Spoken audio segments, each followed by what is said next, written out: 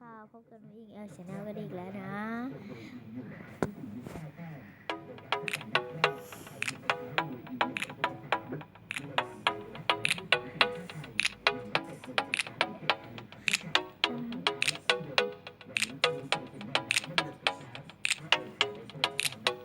วันนี้นะเราจะมารีวิวสควิชชี่แทงเกอร์แมวมินิแทงเกอร์มีแค่อันเดียวด้วย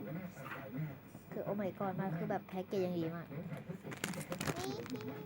เป็นแมวมินิแทงเกอร์นะลืมเปลี่ยนกล้องมาสับนะนี่แพ็กเกจดีมากโอ้ยนะราชวานะนี่นะใครอยากได้ลายราชวานะนี่เอาเลยเดี๋ยวใช่นะคิจีนะคะโทรศัพท์นะนี่มีบาร์โค้ดได้นะเดี๋ยวเราจะส่งบาร์โค้ดไปให้นะดีนะตัวนี้ก็จะเป็นแมวมินิแทงเกอร์นะคะนี่เป็นตัวแมวตัวนี้สโลแบบ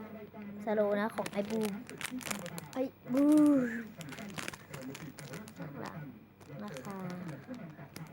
ราคาถูกมากคือแกะเลย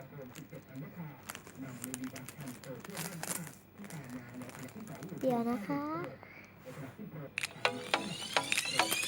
ก็ความรักไม่ใช่ความลับถ้าอยากจะรักทำไมต้องปิดคำว่ารักไม่อยากหรอกนะจะ say it เราแกะได้แล้วแพ็กเกจนั้นแกะใส่คือแล้วก็เป็นกระดาษแล้วก็เป็นสควิชชี่แพ็กเกจมันไม่มีอะไรเลยไม่ได้แกะอันนี้หลุดมือจริงมันมีคำเตือนนะไม่กล้าแกะออกมาเลยอะแต่ตัวนี้ตั้งแต่มาอยู่แล้วนะตั้งแต่ซื้อมาไม่ได้ดูไงก็ชอบก็หยิบมาเลยแกะดูก่อน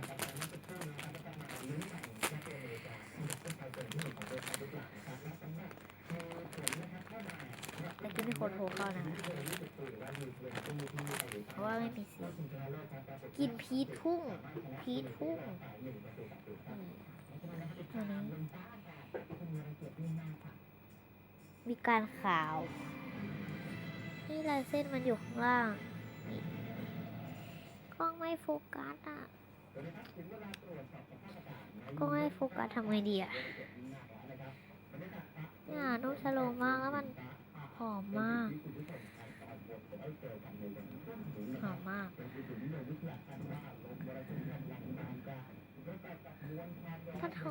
ากอ่ะเนี่ยมันหอมจริงเลยนะคือแพ็กเกจใสแล้วก็มีอะไรนะโซ่ลืมอีกแล้ว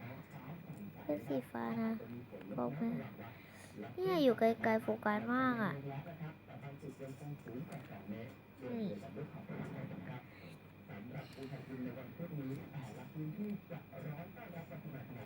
นี่นะเป็นตัวแมวมินิแทงเกอร์นะตัวนี้เป็นแมวมินิแทงเกอร์นะเราจะเก็บใส่แพ็กเกจแล้วนะก็ความรักไม่ใช่ความลับถ้าอยากจะรักทำไมต้องปิด make it happen make it happen make it happen yeah hey baby มองกันจริงเด้จะมองก็มองดีๆเด้ hey baby บางเรื่องก็ต้องปกปิดถึงอยู่ชิดๆก็ปิดสนิทบางเรื่องก็ไม่ชอบปิด wanna show